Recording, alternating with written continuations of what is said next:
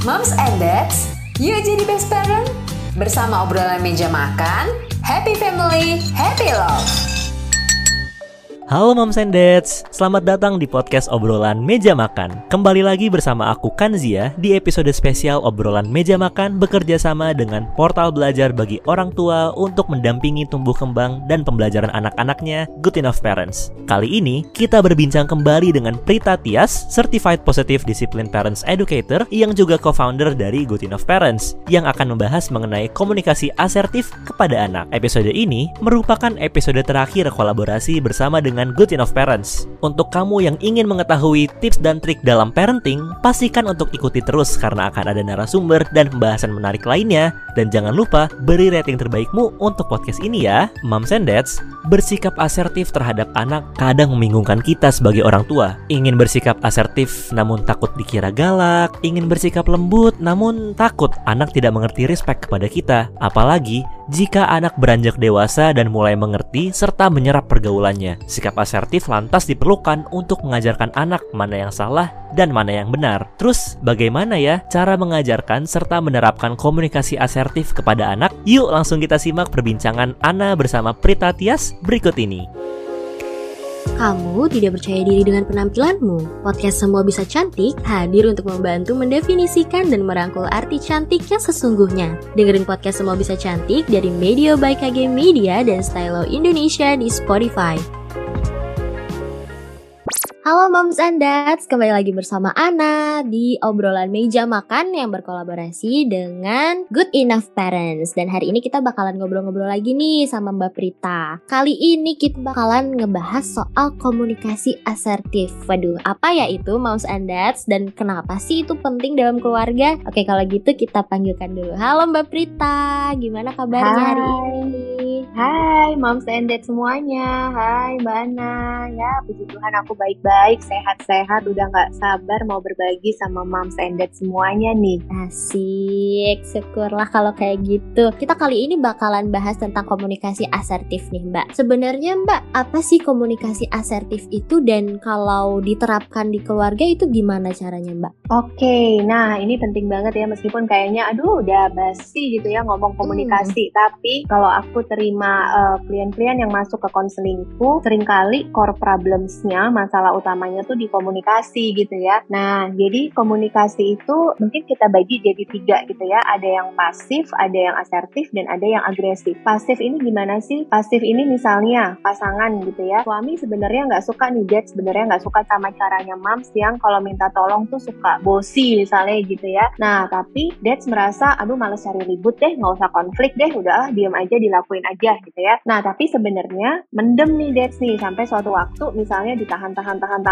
giliran Moms ngomong apa dikit langsung meledak marah gitu ya. Meledak marah, si Moms merasa kenapa sih gitu aja marahnya sampai lebay banget misalnya gitu. Nah, ini komunikasi yang pasif. Atau contoh lain misalnya kalau yang pasif ketika Moms, misalnya ini ada juga kasus di konseling, Moms tidak mengutarakan apa yang dia butuhkan, tidak mengutarakan apa yang dia inginkan, yang dia mau gitu ya. Kecapean diem aja, pengen dibantuin diem aja gitu ya. Aliran kebatinan gitu. Nah, sampai misalnya mengalami parental burnout. Parental burnout ini kelelahan yang amat sangat karena mengemban tugas sebagai orang tua. Nah, itu yang pasif. Kalau yang agresif ya, ini pola komunikasi yang dar-der-dor gitu. Pokoknya yang ada di pikiran apa tanpa filter, tanpa memikirkan point of view lawan bicara, langsung disampaikan aja gitu. Termasuk sarkasme di dalamnya gitu ya. Nah, berarti yang asertif ini sebenarnya definisinya tengah-tengahnya nih. Di satu sisi seseorang yang asertif itu bisa mengutarakan apa yang dia inginkan, dia butuhkan, yang dia mau. Di sisi lain, orang ini tetap bisa mempertimbangkan perumusan kalimat dari point of view lawan bicara. Sebagai contoh misalnya, si Moms tadi gitu ya, yang pasif ini. Ketika dia berlatih komunikasi yang asertif gitu ya, mungkin dia akan mengatakan begini, aku merasa sangat lelah kalau aku selalu bangun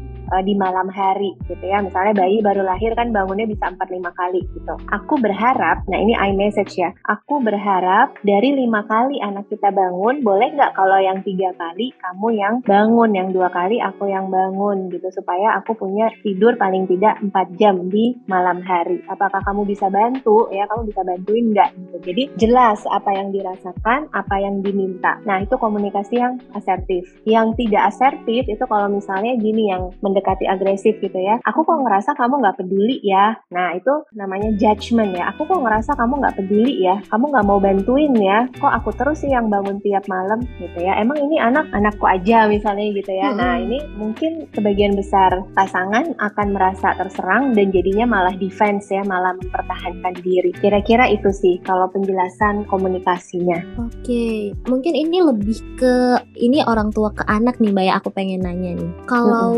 sebenarnya dari umur berapa sih Mbak orang tua itu bisa mulai menerapkan komunikasi asertif dalam keluarganya? Jadi ini bentuknya kayak komunikasi asertif dari orang tua kepada anak gitu, dan gimana cara memulainya? Pasti kan tadi ada orang tua yang pasif gitu-gitu, gimana Mbak? Nah ini ya, ini penting nih. Jadi sebenarnya kalau dari orang tua ke anak ini nggak harus menunggu anak bisa balas komunikasinya untuk menerapkan komunikasi asertif. Salah satu bentuk praktis komunikasi asertif ke anak itu adalah dengan cara memberikan anak pilihan instead of langsung menentukan sesuatu buat anak. Contoh deh paling gampang, anak misalnya mulai usia 1 tahun gitu ya, terus dia habis mandi, dia mau pakai baju. Daripada kita bilang, udah ya kamu mama ambilin ini ya, pakai baju yang warna kuning ya, sini mama pakein gitu ya. Ini kan satu arah gitu ya. Kita bisa menerapkan komunikasi asertif dengan cara memberikan pilihan. Oh kamu habis mandi ya? Wah kalau habis mandi kamu pengennya pakai baju yang merah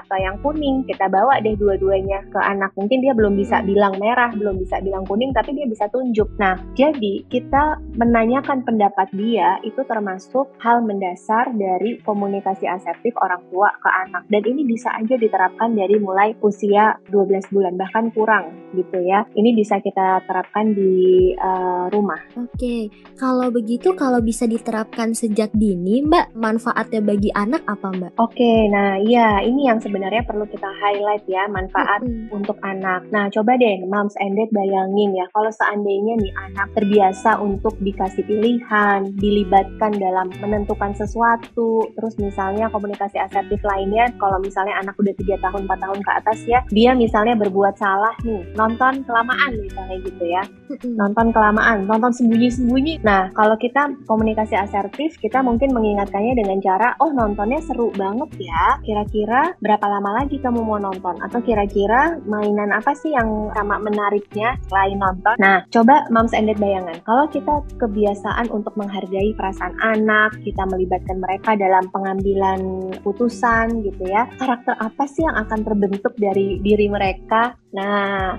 salah satunya sebenarnya karakternya adalah kemampuan mereka untuk mengekspresikan apa yang ada di dalam pikiran mereka. Yang kedua, mereka itu jadi lebih mudah diajak kerja sama. Karena yang namanya anak-anak itu suka nggak mau disuruh-suruh kan. Kalau ayo mandi, no, ayo makan, nggak mau gitu ya.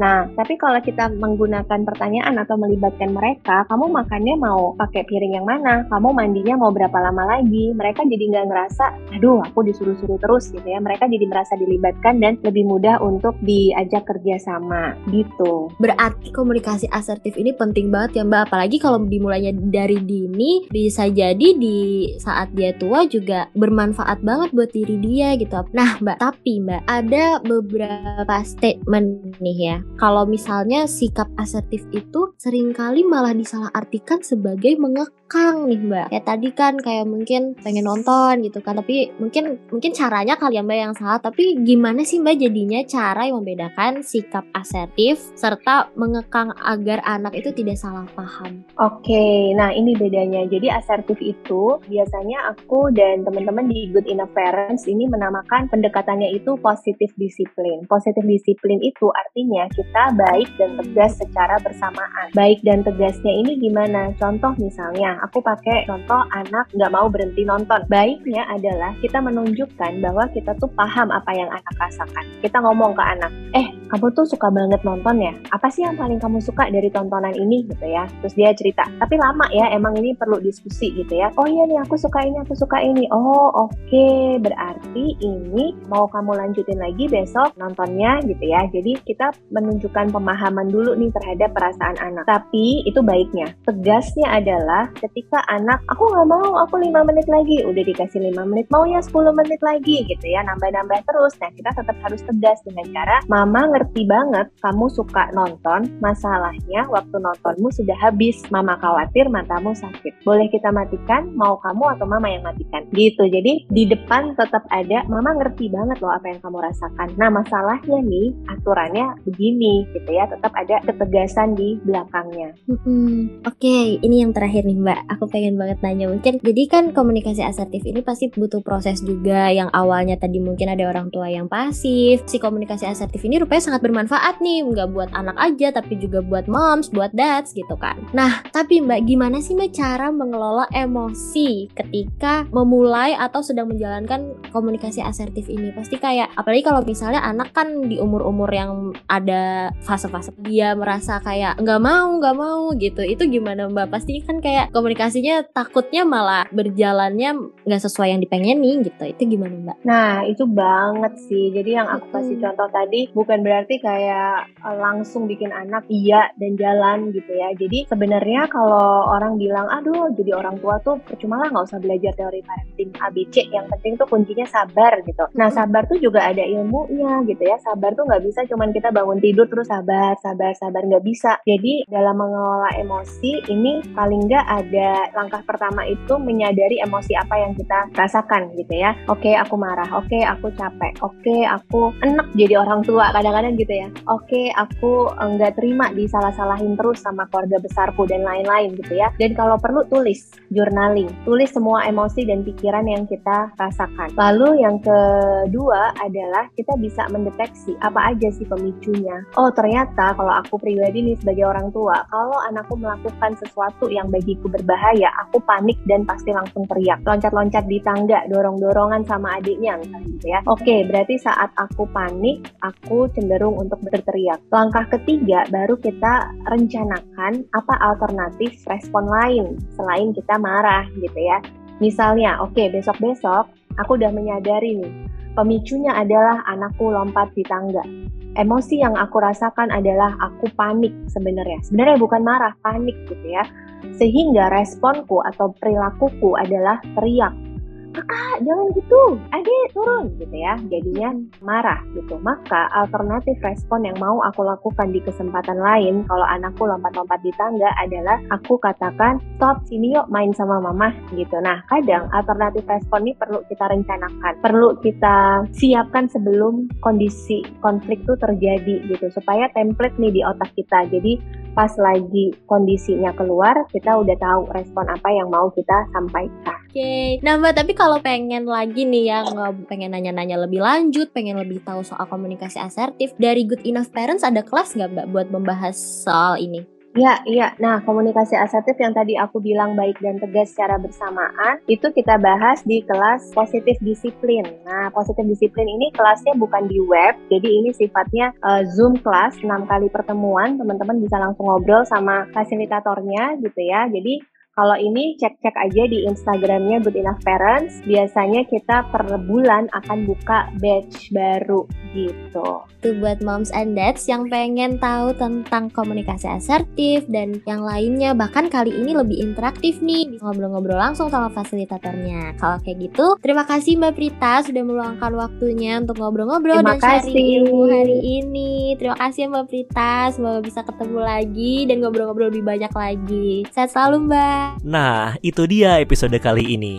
Untuk moms and dads yang memiliki pertanyaan mengenai parenting atau ingin berbagi cerita, bisa mengirimi pesan di email podcast@kgmedia.id atau follow dan DM Instagram Medio di @medio by KG Media dan @nakita.id. Jangan lupa pantau dengerin dan follow obrolan Meja Makan di Spotify untuk episode-episode terbaru yang tayang setiap hari Selasa dan Kamis yang pastinya akan seru-seru banget. Akhir kata, saya Kanzia Rahman mewakili segenap kru yang bertugas pamit undur diri. See you Moms and Dads. Thank you for listening, Moms and Dad. See you on the next episode. Happy family, happy love.